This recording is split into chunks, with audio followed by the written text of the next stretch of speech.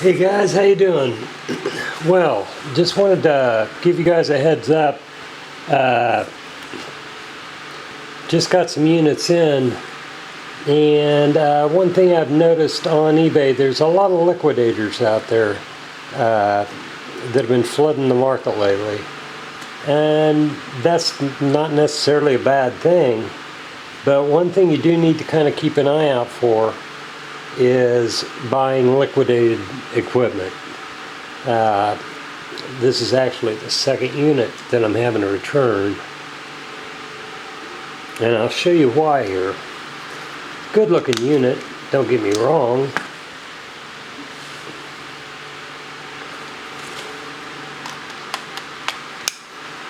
But I noticed that there's quite a bit of dirt around here.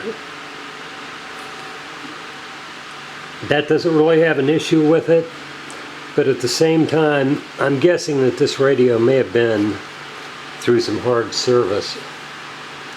I'll show you the issue that I'm having. Keep an eye. See if I can't zoom in. I don't know if I can do this or not. Possibly. Working unit, non-working.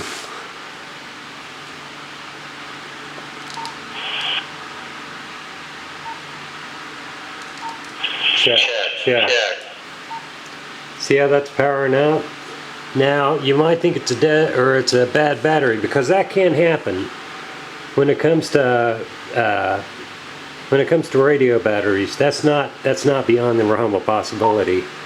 But as you can see, I'm at 2564 on a lithium-ion Impress, and these are actually test batteries that I rely on. I don't really see any significant damage externally. Internally, I'm not sure, but I do know that, you know, when you lay out good money for a radio, even if it were fixed, I wouldn't feel right selling it.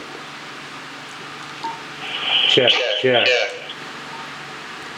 Because heaven forbid that go into a public safety environment and somebody was trying to get a hold of the responder. You don't want to see that. So for what it's worth, if you guys are looking at some of the stuff that's been floating around eBay lately, keep an eye out, because not every deal sounds that good. It may look good, but at the same time, when you get stuff like this, and especially if you're putting that out, or even reselling it, or trading it within a public safety system, you're asking for a lot of issues.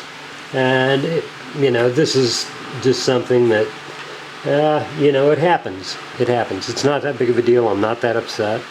I'm not really upset at all about it. But when it comes to things like this, it happens.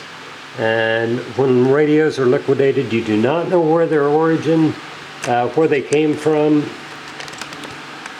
and you don't know what they've been through. But when you take a look at, there's some signs.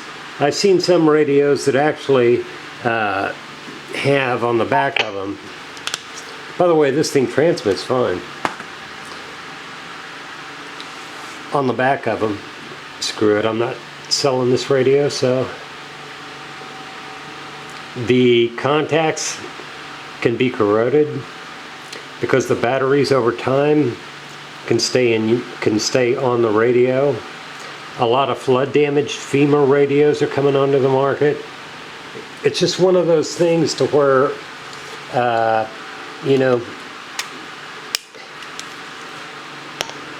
it may look like a good deal, but it isn't always the case. By the way, Impress batteries, a lot of people have been asking me about Impress batteries. If I still have time on this tape, I'll tell you. If you're looking for new old stock Impress batteries, one thing you need to be careful of on an Impress battery that's new old stock. Even if it's in the box, I've lost quite a bit of money on impressed batteries. They're OEM Motorola, they're brand new in the box, but I've had to shit can, well over 20, brand new in the box. I put them on my analyzers, and they're either stone dead, or in some cases, the battery indicator will not read on my analyzers, on my impressed chargers that I've got displays on. Sometimes this battery indication will still not show up, even though the battery on the impressed charger and on the displays shows the data. There's an internal chip on an impressed battery. Those chips can go bad over time. So when you're looking to buy an impressed battery, keep that in mind. Even though you're buying a new old stock battery, that's one reason I've kind of stopped using impressed batteries on my radio sales, because issues are present. And as much as I like impressed batteries and I like the data that they give when they work, I've been getting a bad history through the past. This has been over a year and a half of impressed batteries where the chips are dead inside, the cells are dead, you name it. But anyway, it's a shame on this radio. Just keep in mind that you do not want this in a public safety environment, and you do not want this on a team member when you try to transmit to him and you get this. Not a good thing. Take it easy, guys. Hope you're doing well. Joseph, I've been talking to you past couple days. Congratulations on your APX. I'm really excited for you, buddy. Your antenna's on the way. Got it out today. And for the good fellow that bought my XTL today, thank you very much. Sales have been very good, and everybody's been so nice.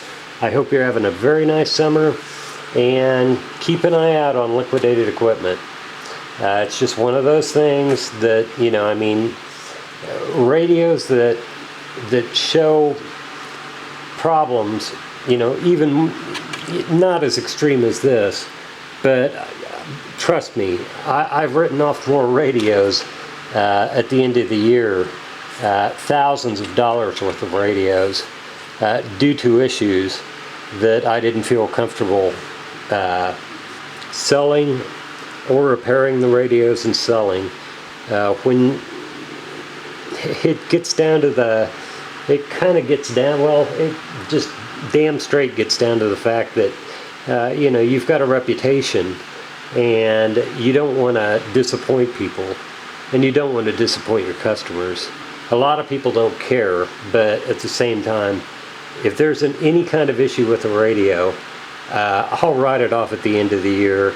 I'll keep the parts, and maybe do something with those if the parts are savable. But sometimes as a business, you have to write the items off. It's a shame about this radio, but again, keep in mind, be careful on eBay lately. It's just that simple. Take it easy, guys. Hope you're doing well. Later on.